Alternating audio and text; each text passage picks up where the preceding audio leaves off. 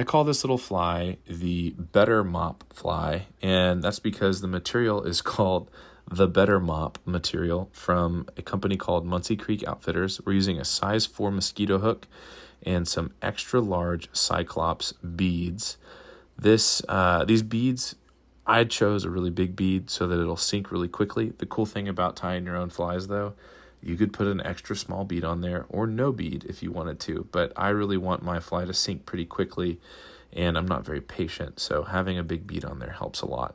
You're going to take your material, and this Mop Fly material, it just comes from like a bath mat that they've dyed with like a special type of ink, I think, that makes it's almost like a holographic card for like baseball cards. Like it changes colors in the sun and in the water. And then on top of that, as long as you don't tie it in too deep into your shank of your hook, the tail is going to have some really good action in the water. And so I'm tying it in up to about where the point of the hook is. If you look up directly above the point of the hook, that's about where my tie-in ends. And then the next step is to create a dubbing loop. So I'm making a little loop, making a couple of ties. If your loop slips, something you can do is put a little bit of glue on the thread right behind the bead. Dumbbell eyes, it usually won't slip, but with the bead, if it's round, sometimes it does.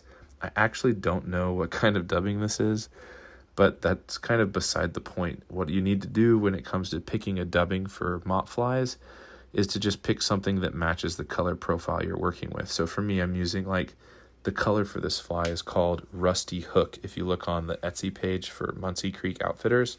And so I used a dubbing that kind of matched that color as best I could. And I mean, if you look at it right now, it matches pretty well. So once you've got your dubbing loop tied in, you're going to go back and forth several times until it's about the same width as the mop material itself.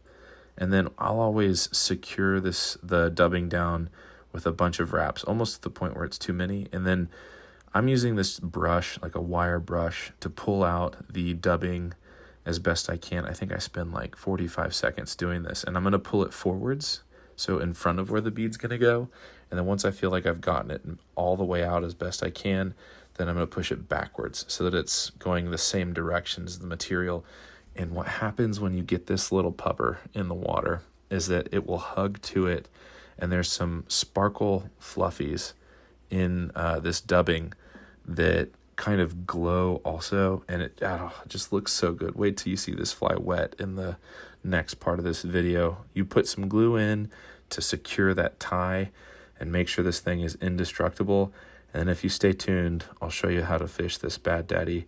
But I caught my personal best Rio Grande cichlid, and so here we are. This is on the Guadalupe River in Hunt, Texas. I'm using a 5-weight rod. And I actually was reeling in because I was going to move spots, and then all of a sudden hooked into something, and it turned out to be the biggest cichlid I had ever caught, which was always super, super cool. This species of fish, it's the only native cichlid to North America, and they're gorgeous. They've got all these iridescent spots. A lot of them have purple eyes. They've got a lot of different markings on their backs too, which is really cool. They don't I have seen some that get bigger than this, but I haven't personally caught them before. But I just love the way that their fins pop out. All those spots are so cool. Truly, for me, it's my favorite species of fish to catch, just because I might catch 1 in 200 of these. Every time I'm fishing, I might catch one of these for every 200 other fish I catch, which would mostly be bass and sunfish and sometimes catfish. But what a treat to catch this big cichlid.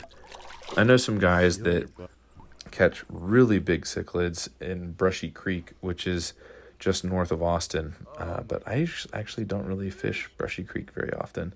This next spot is a different part of the Guadalupe River, and I hook into this bass, and it was just like shooting fish in a barrel at this spot. This was a relatively untouched private section of the lake or the river.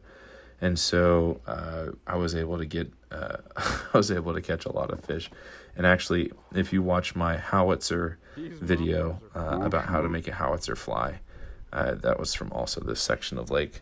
But just look at how that fly looks when it's wet. My goodness, it just looks so perfect. It's ridiculous. Just like a little piece of meat on a hook, except it's lightweight and you can cast it super easily. So throughout all of these catches in this video, I'm using a 5-weight rod with floating line. That's a fish. That bead is nice and large. I'm using an extra large Cyclops bead, and you can tie in a smaller bead if you only have a couple feet of water or even inches of water to work with. Like I know a lot of trout fishermen, they're not fishing very deep, and so they might consider using like a small or a extra small bead. But where I fish, it's usually at least 5 to 10 feet deep. And so I'm always trying to get as deep as I can, as quickly as I can. And even though it's going really, really deep, really fast, clearly you can tell through this video evidence that this fly absolutely tears up fish. If you're interested in getting this material for your own flies, you can go to Muncy Creek Outfitters on Etsy. And this is in the color Rusty Hook. If you liked this video, please consider subscribing and liking. And if you ever need any flies, send me a DM on Instagram at Fly Tying Techs.